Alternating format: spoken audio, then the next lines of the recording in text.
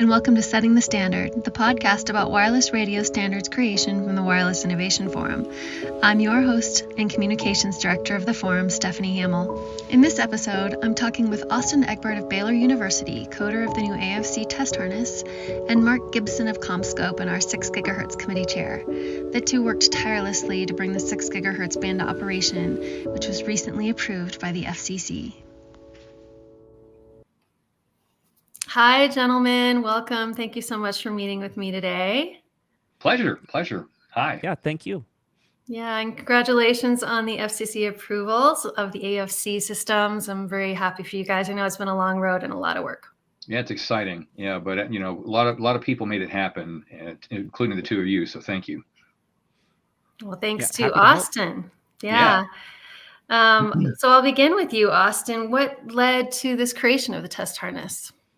Yeah, so the test harness kind of came about as a need from some requirements that the FCC had in one of their original reports and orders on the subject. So when they announced opening the 6 GHz band, they mentioned that there would be these automated frequency coordination systems and that those systems would need to undergo a period of testing. And part of that testing they specified as being taking place in a controlled environment in a lab setting. And so as you can kind of imagine, for a system that's coordinating frequency coexistence for a lot of different users, there's a lot of complexities that go into that system. So you end up with quite a few tests that have to be run in order to ensure that these systems are working the way that they should in all of the different edge cases you can possibly think of. I think we ended up with about 128 official test vectors that were developed between Wi-Fi Alliance and the Wireless Innovation Forum. And you can imagine that for a test lab, going through and trying to run all of those tests against the system, it would be very time consuming if you didn't have a way to automate that process. So the test harness's goal is really to make that process fairly straightforward, repeatable, and reliable, where it can automate the flow of sending those requests to a system, taking the responses back, making sure the response meets all of the standards for what the response should look like, and meeting the agreed upon limits that are set ahead of time, saying an AFC shouldn't allow more than this much power at these frequencies or in these channels. So really, it was to help enable that testing process that was identified as a need by the FCC for enabling this use of the 6 GHz band. Yeah. And Mark, do you have anything to add on that too?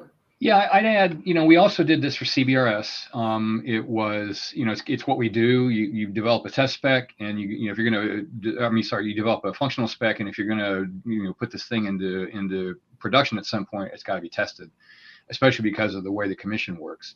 The one thing I think that was different here as opposed to CBRS, which again, this is thanks to Austin, is at CBRS, nobody wanted to step up to write test code. It was, and in fact, there was some discussion in the WIN forum of hiring somebody to write the test code. But thankfully, Austin stood up and said he'd do most of it. And so we owe it to Austin to, thanking him for doing the test code. So I'd say that was a major difference. And another difference, I think, is that the AFC was simpler just because I think it was simpler, at least in terms of the number of test cases or test vectors. I think it was, hyper complicated just because of all the other stuff we had to do with CBRS. But I'd say that's a major difference. But again, it was really a thanks to Austin to get it done. Yeah, thank you, Austin. And Austin, so Mark just touched on a little bit of the differences between the CBRS test harness and the AFC. Can you go further on that? Yeah, so like Mark said, a lot of it is that the AFC system is simpler than the SASs under CBRS from the sense of how the system needs to operate. So there's no need for different AFC systems to communicate with each other like there was in CBRS. And so in terms of the amount of things that need to be tested, a lot of it ended up being simpler. However, unlike in CBRS, there's not like a set standard reference implementation for how an AFC should operate. Some of it was left to the discretion of the different AFC system providers. And so that did throw in some additional complications on the testing process because there wasn't just one ground truth of this is what the answer should look like by default. And so there was a lot of collaboration had to happen within industry to come to a consensus on what the expected power levels ought to be for the different test vectors that were being developed. And so that kind of fed into the testing process and what ended up being different from CBRS. Gotcha. Did you have anything else to add on that, Mark? Yeah, one thing that's different between this, major thing that was different between this and CBRS, two things. One was the participation of the DoD. There were many meetings we had with the DoD where they dumped test cases on us almost literally at the 11th hour. In fact, one time it was literally at the 11th hour. It was 11 p.m. And the other thing was the involvement of the test lab in all of this. In CBRS, all the testing was done by ITS, which is the Institute for Telecommunication Sciences, which is part of NIST, or actually part of NTIA. And they participated in this. So the good part of it is that it helped when they got a hold of, and they were the only test lab that did this by the DoD's desire.